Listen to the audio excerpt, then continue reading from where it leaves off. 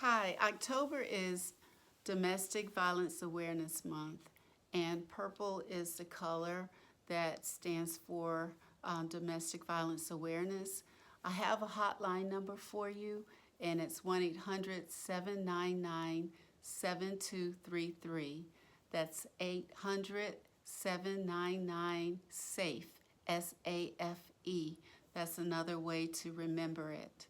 And I pray that you all who are watching, that you don't have to ever experience this. And those of you who have experienced it, my heart goes out to you because I'm actually a survivor slash overcomer of all types of domestic violence that I have endured in my lifetime from the time I was 6 years old all the way up to an adult. Um, so this is something that happens to a lot of people who you wouldn't ever think would happen to. So the theme of this year of 2024 is Heal, Hold, and Center. And of course, we all want to embrace healing, and we are holding a space for those who have been affected by this domestic violence, and for centering, have a place for those who are feeling marginalized or those who feel like they're forgotten people. In 2024, the most recent statistics show that 1 out of 2 women and 2 out of 5 men have reported to experience domestic violence in their lifetime. And that's just crazy. And every year, over 12 million women and men experience domestic violence from their intimate partner, either like physical violence or stalking or dating abuse or rape. And it's just a terrible situation, and it crosses all kinds of barriers. It, domestic violence has no favorites. It crosses race, ethnicity, your income level, your education, your geographic location, your age, your sex. I mean, the list can go on and on and on, but I just want to continue to raise awareness of this. It's a disease, it's a disease. And people don't like to talk about it, especially if it's happening to you or someone in your family that's close to you, because of the stigma that's attached. You don't want people in your business, you don't want people talking about you, but you don't have to, tell everybody, but somebody needs to know when something is just not right. And domestic violence is just wrong. No matter how you slice it, it's just wrong. And it's something that you really might think, oh, this will never happen to me. Well, you never know until it does happen. It's not like something that's planned. Sometimes it's a total surprise. You can be married to someone or be in a long-term type relationship with someone, and you just never know what triggers it, or what is, they may even already have it within them. But when you start out a relationship, everybody is like on their best behavior. A lot of those things are hidden, and it's usually at a stressful moment that you see this behavior come out, like, it's shocking. It's like being with a Dr. Jekyll and Mr. Hyde, and it's just, or Mrs. Jekyll, or Dr. Jekyll female and Mrs. Hyde, whatever version it is. But it is a shock to your system when it happens.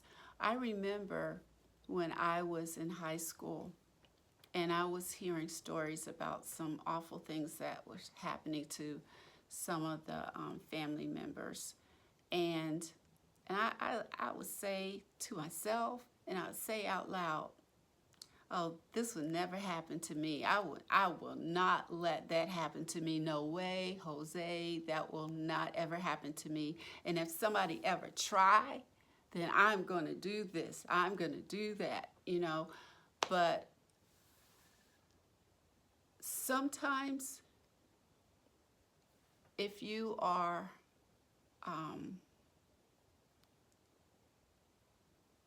like completely aware and that you have been talking to somebody of the signs and symptoms, then you can kind of be kind of like have like your alert gear on, your senses are on high alert or whatever, and you know what to expect, and you know when to that fight or flight comes in. A lot of times it'll hit you out of the blue. You just don't know that it's happening. I remember when I finally revealed to my parents that I was, in trouble and I needed some help. The first thing not the first thing, but one of the first things that my mother said to me was, Phyllis, how do you let this happen? How did you let this happen? With your background, how did you let this happen? And I said, I didn't let it happen. I said, it's something that you just don't know. It just happens out of the blue. Well, anyway, that's how it kind of happened to me. And she said that because I have a background in psychology, and I've actually helped women going through some domestic violence situations. I wasn't, I had a feeling the phone would ring, but I wasn't aware that of all of the intricate parts of it. I was in college, and I was actually on the part of helping women find shelter, help them find a job, help them find an apartment that was on a bus line, and things like that, help them get set up. But I wasn't in that like first stage because I was still in college. And so I was just, it was just part of one of my assignments to choose a program that I wanted to participate in and be effective. And so that was my first encounter, and I was on a hotline. So that was my second encounter with different situations, emergency situations. But and then I was briefly a counselor, but I wasn't at that time dealing with domestic violence clients or patients.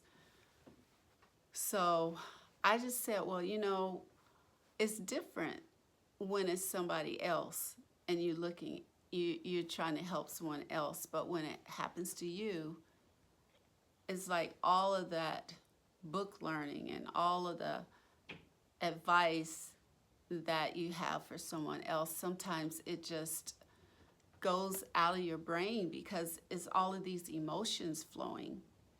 And when you are like filled with emotions, you know that fear comes in because you don't understand what's happening, you don't know what's going to happen next. Then it's really hard to put it into words, but sometimes you even will get frozen, almost like a deer in the headlights, and like what is happening. This is not really happening. Your mind is like, I'm in a movie. You know, this is not happening. But needless to say that help is out there. I'm so thankful to have been introduced to some of the best counselors and psychologists, mental health advisors, psychiatrists, all of that. It helped so much. PTSD was, you can't even really put words on it, how it affects your life. And it can stay with you for a long, long time if you don't have help. And different situations will trigger it. So I just want to share, my story. I'm not going to go into any kind of details, but I just want to share with you that through my lifetime, all of the things that I just mentioned, physical domestic violence, stalking, dating abuse, and rape, I'm very familiar with. And the thing about domestic violence, some people only think of the physical, but domestic violence includes everything. It can be emotional, abuse can be in all kinds of forms, mental, emotional, spiritual. It doesn't have to be, someone have to hit you.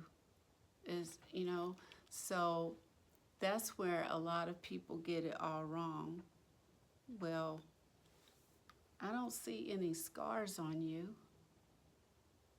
Well, you might not see a scratch or a bruise or a broken bone, but you have a broken spirit. You have a broken mind. You have a broken heart. You're just broken. And it can spiral into all kinds of depression, all kinds of mood behaviors.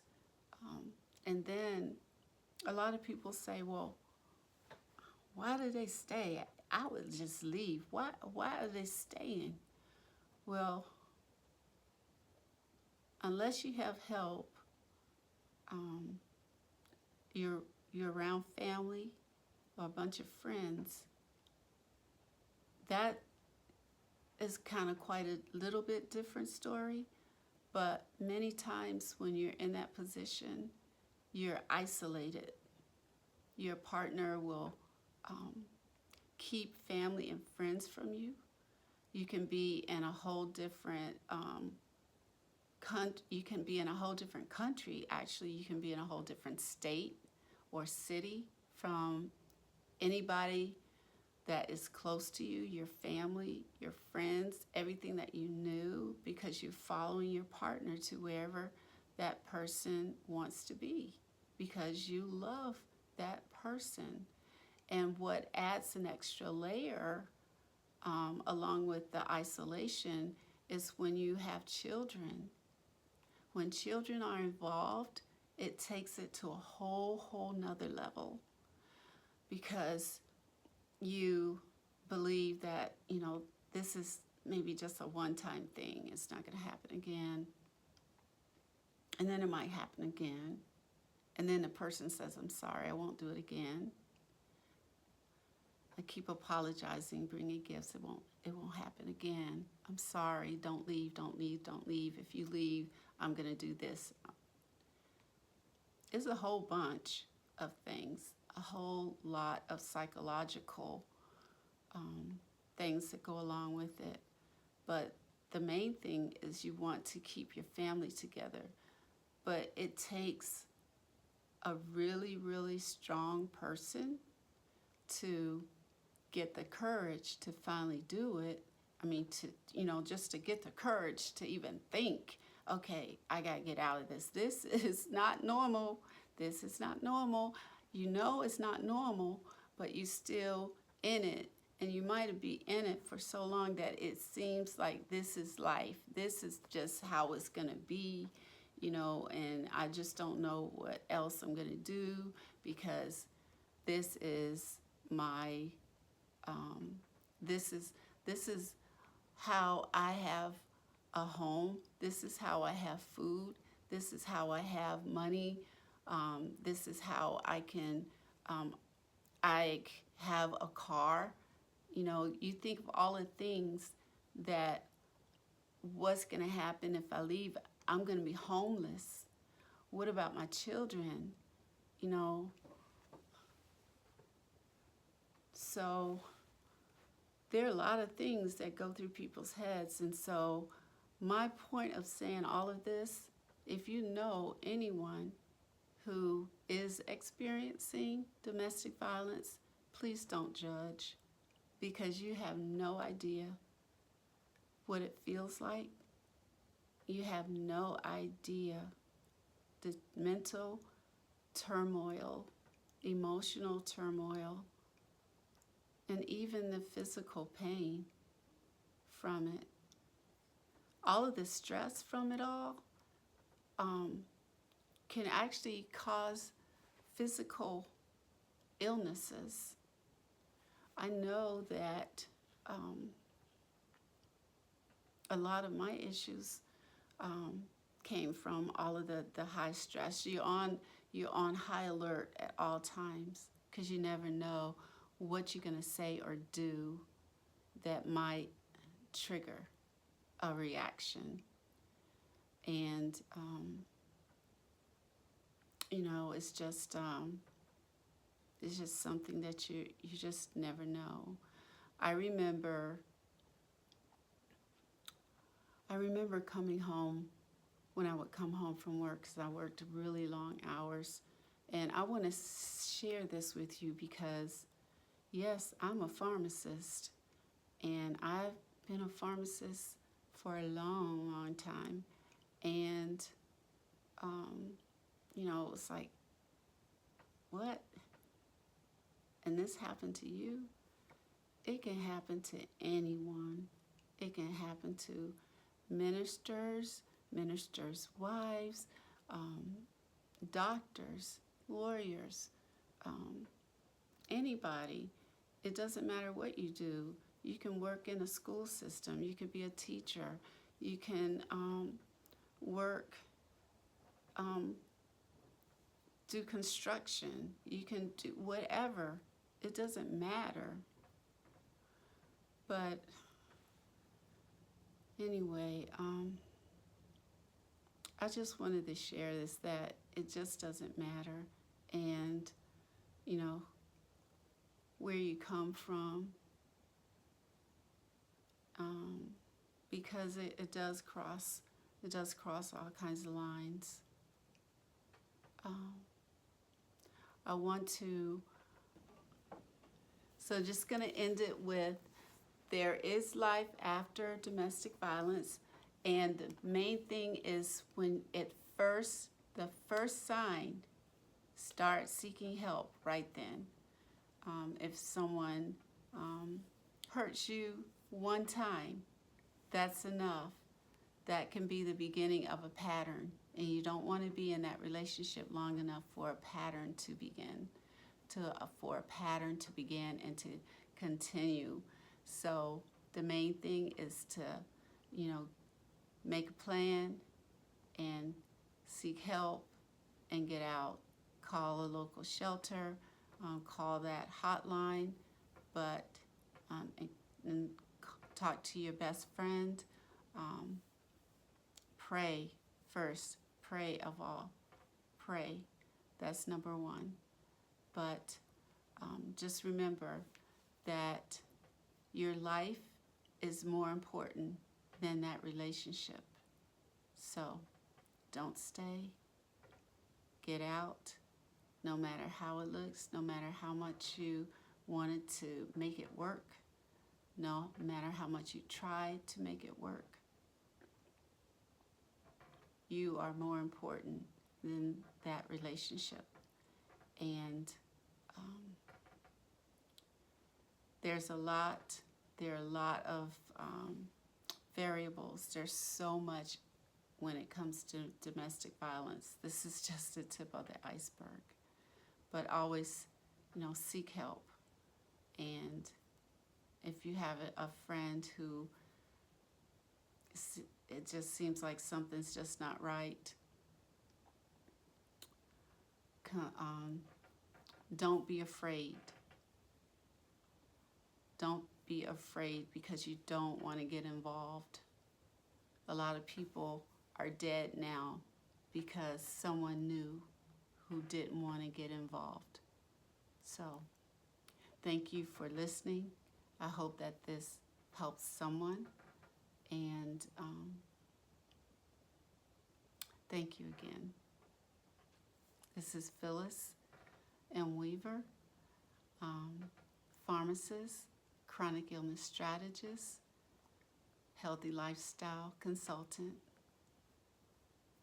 Discover Ultimate Health, LLC. You can contact me at Phyllis@Discover Ultimate Health or 919-429-0835.